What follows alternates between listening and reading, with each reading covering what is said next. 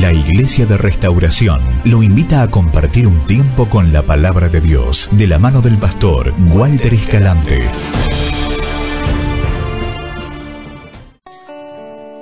Mire lo que le voy a leer antes de predicar, míreme. ¿Dónde empieza este pasaje? A ver.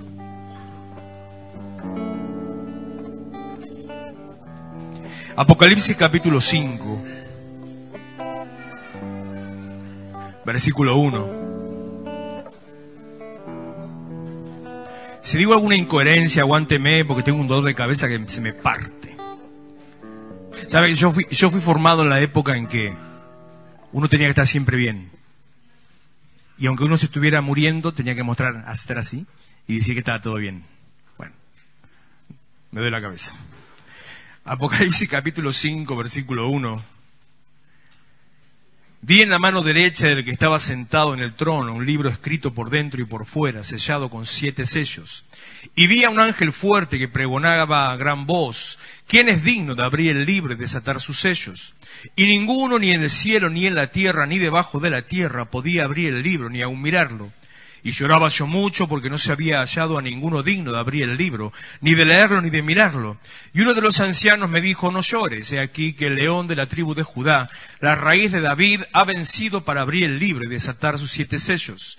Y miré y vi que en medio del trono y de los 4 seres vivientes, y en medio de los ancianos, estaba en pie un cordero como inmolado, que tenía 7 cuernos y 7 ojos, los cuales son los 7 espíritus de Dios, enviados por toda la tierra. Y vino y tomó el libro de la mano derecha del que estaba sentado en el trono, y cuando hubo tomado el libro, los 4 seres vivientes y los 24 ancianos se postraron delante del cordero. Todos tenían arpas y copas de oro llenas de incienso, que son las oraciones de los santos. Y cantaban un nuevo cántico diciendo: digno eres de tomar el libro y de abrir sus sellos, porque tú fuiste inmolado y con tu sangre nos has redimido para Dios de todo linaje y lengua y pueblo y nación.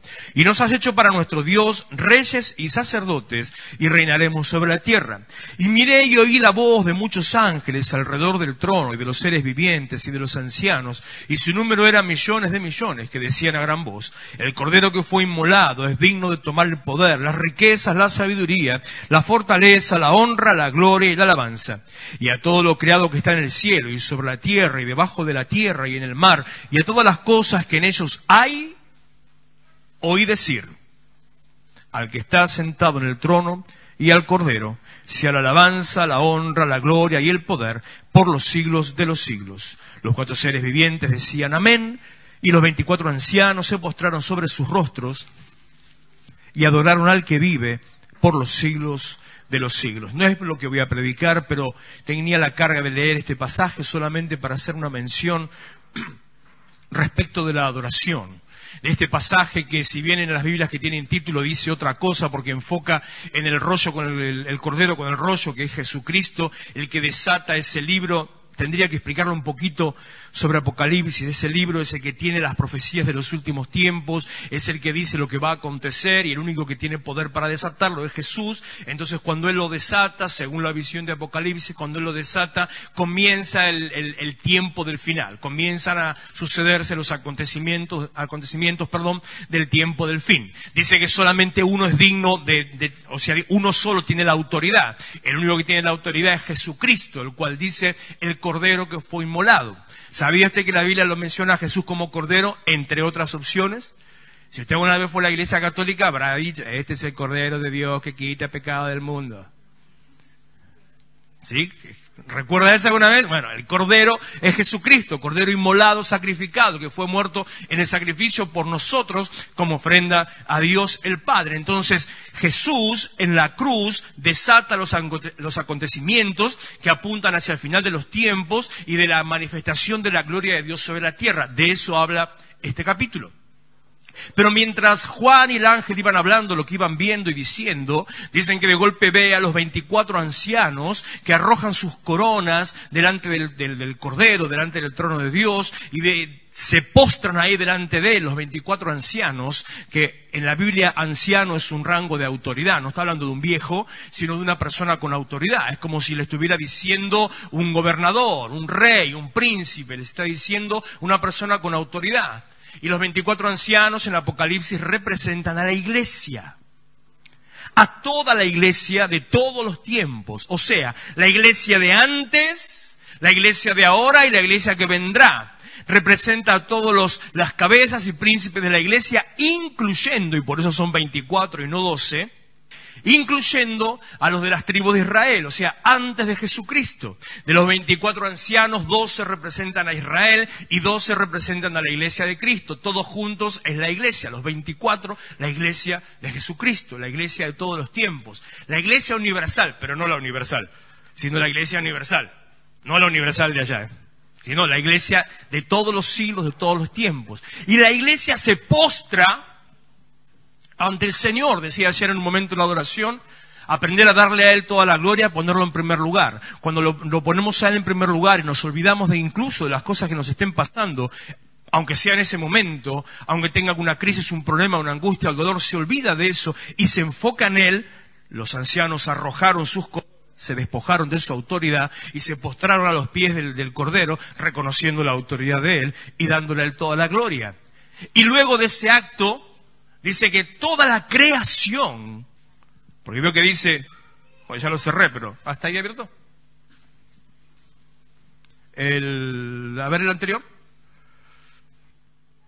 Todo lo creado que está en el cielo, sobre la tierra, debajo de la tierra, en el mar y todas las cosas que en ellos hay, o sea, todo. ¿Qué cosa hay que quede fuera de esto? Lo que está en el cielo, sobre la tierra, debajo de la tierra, en el mar y todo lo que hay en ello. Todo. No queda nada fuera. A todos ellos los oí decir lo que estábamos cantando. Sea la gloria y el honor al Señor. Bueno, exactamente como dice el versículo. La adoración, el principio, el secreto de la adoración, tiene que ver con darle al Señor el primer lugar. El principio y el secreto de la adoración es despojarse de uno mismo. Y despojarse de uno mismo, présteme atención a esto porque alguno seguramente estará pasando por algo así. Despojarse de uno mismo no solamente significa dejar de lado su carácter, dejar de lado su autoridad, como esto con las coronas, dejar de lado sus principios, sus razonamientos. O sea, nosotros, lo hablaba hace unos días con un hombre, que a nosotros, muchas veces dije esto, como hombres lo que más nos cuesta es entregarle a Dios el control. Porque desde que nacemos se nos enseña a tener el control. Y si no lo tenemos, a tomar el control. Y se nos enseña a ser responsables y a trabajar y a dirigir y a gobernar y a dirigir una familia y a romperte el lomo como sea para cuidar a tu familia. Entonces estamos entrenados a tomar el control. Pero cuando llegamos a Jesucristo, cambia la onda. Y de golpe tenés que soltar ese control. Cuesta. A uno le cuesta más, a otro le cuesta menos. Cuesta. A mí me costó años aprenderlo y permitir que Dios lo haga. Pero una vez que nosotros le damos el control de nuestro razonamiento, de nuestros cuestionamientos, de nuestros pensamientos, Dios empieza a obrar. Ahora bien, despojarnos de todo también significa deje a un lado sus problemas. Deje a un lado sus crisis. Deje a un lado lo que le duele. Despojarse de todo significa también ponerlo a Él en primer lugar. No, ¡ay, me duele el dedo! Ah, claro, que cuando digo me duele el dedo porque es algo tan ridículo que entonces con esa caricatura abarcar todas las cosas, ¿no es cierto? Porque tantas y tantas y tantas veces me han dicho, no, pastor, no fui a la iglesia porque estaba mal. Y digo, ¿vos cuándo vas al médico? ¿Cuando te sentís bien a tomar mate con el médico?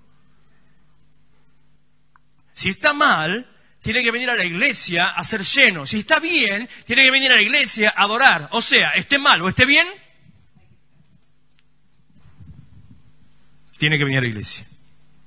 El principio de la adoración, al darle a Él el primer lugar, es, mire cómo adorar a Dios es como un velero navegando. ¿Sabe que es un velero, no? Un barquito, bueno, más o menos, o si quiere una lancha grande, con velas, ¿sí? Escúcheme, alabancistas, qué palabra antigua. Escúchenme, alabancistas, presten atención también. Un velero. ¿Cómo funciona un velero? ¿Qué es lo que lo mueve a un velero? El viento. ¿Qué pasa cuando el velero está en medio del mar y no hay viento? Se queda a la deriva. ¿Cuál es la única manera cuando un velero está a la deriva de sacarlo de esa condición y que siga viajando? Piensa en un velero normal, no con motor, no estoy hablando algo bien tradicional, ¿no? ¿Cuál es la única manera de poder sacarlo de esa situación?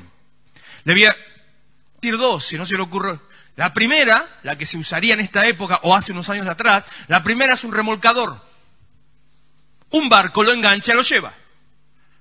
Alguien, necesitas que alguien te lleve. La segunda, no se lo aconsejo para un velero, si es en un bote puede ser, o si es en las embarcaciones del siglo XIV, XV, XVI puede ser, si era en la época de Colón, que andaban con las carabelas y con los presos abajo, andaban... ¿Vieron las películas de esclavos? Las películas de esclavos están re buenas. Porque usted ve el semejante barco, pero abajo están los motores del barco. Lindo motores, unos brazos que tienen esos motores. Entonces, van remando. Cuando no hay viento, si no hay un remolcador, se necesita entonces o alguien que te arrastre o usar tus propias fuerzas. Pero cuando hay viento, el barco va solo. Solamente necesita un timón, un volante, que te dice para acá o para allá. Pero avanza solo. ¿Me siguen? ¿Cómo se generan los vientos? Pasamos de apologética, vamos ahora a ciencias naturales. ¿Cómo se forman los vientos? ¿Usted sabe cómo se forman los vientos? ¿Sabe en qué lugar del mundo se forman los vientos? Los vientos se forman como consecuencia de dos, voy a ser bruto, de dos masas, de dos puntos sobre la Tierra, básicamente en el mar. Uno se llama centro anticiclónico, el otro se llama centro ciclónico. Cuando hay un centro anticiclónico es una masa de temperatura, de baja presión y determinadas cosas que tiene podría decirle un valor negativo y que tira para un lado. Estoy haciendo muy bruto en lo que lo estoy explicando para que me entienda lo básico del concepto. Cuando eso empieza a trabajar, el centro anticiclónico genera en el cielo, por diferencia de temperatura, por diferencia de presión, por diferencia de altura, genera en el cielo un centro ciclónico. Entonces lo que pasa es como si fuera un imán. El anti atrae al no anti, como si lo chupara. ¿Me está entendiendo? ¿Sí? Entonces, por eso normalmente en el mar es donde se ven los vientos, porque ahí lo está atrayendo. Lo anticiclónico atrae al viento y el viento empieza a soplar hacia... Porque uno, si usted se para, dice, ¿de dónde viene y a dónde va, no? Viene de aquel lado hacia el centro anticiclónico. Se forman los vientos, cuando se forman los vientos, los barcos se mueven. Entonces, ¿cómo tenemos que hacer nosotros en nuestra vida para solamente tener que preocuparnos hacia qué dirección vamos y dejar que Dios nos lleve? Tenemos que generar un centro anticiclónico que atraiga los vientos de Dios. ¿Cómo se genera eso? Adorando a Dios. Ese es todo el cuento de la adoración.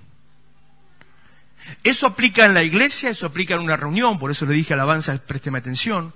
Eso aplica en la vida. Cuando usted no genera los vientos, cuando los vientos no soplan, todo se hace pesado. Todo depende de sus fuerzas o de que alguien lo arrastre. Cuando los vientos no están en el culto, se les pone pesado. Están perdidos, no tienen rumbo, no saben qué hacer ni a dónde ir. Pero cuando los vientos soplan, hace la plancha. Mire, les llevo a otro ejemplo. Los vientos soplan, ¿qué pasa en el mar cuando sopla el viento? Muy bien, hay olas. Hay olas. ¿De qué depende el surf? Las tablas de surf. ¿Y qué es lo que tiene? Más allá de que el tipo está loco de pararse arriba de una tablita en la ola, está rechiflado, pero más allá de eso, ¿qué es lo único que tiene que hacer el surfista? Lo único. Agarra la tabla, nada para adentro, se para ahí, se queda haciendo nada y cuando viene, se deja llevar. Nada más. Dejarse llevar. La vida en Cristo es dejarse llevar, pero tiene que generar los vientos. Por eso soy tan insistente, molesto, caprichoso, terco. Bueno, lo de terco lo tengo porque lo tengo. En insistirle que tiene que darle a Dios el primer lugar y tenemos que adorarlo a Él. Por eso la importancia, y se lo digo la alabanza porque también se nota, cuando el viento de Dios empieza a obrar, mire, todo es tan fácil, todo es así, tremendo, es liviano, no hay problema, no hay carga, la palabra fluye, la presencia de Dios se mueve, empiezan a haber milagros, hay palabra específica, cuando el viento fluye, cuando Dios, ahora cuando usted está con su fuerza, viejo, querido. Parece que estuviera arrastrando una carretilla con melones. Lo importante es adorar a Dios. Iglesia de Restauración, Avenida San Martín 2324, Florencio Varela. Los esperamos los miércoles a las 20 horas, sábados 19:30 y los domingos, reunión de jóvenes a las 18 horas. Vení a encontrarte con tus sueños.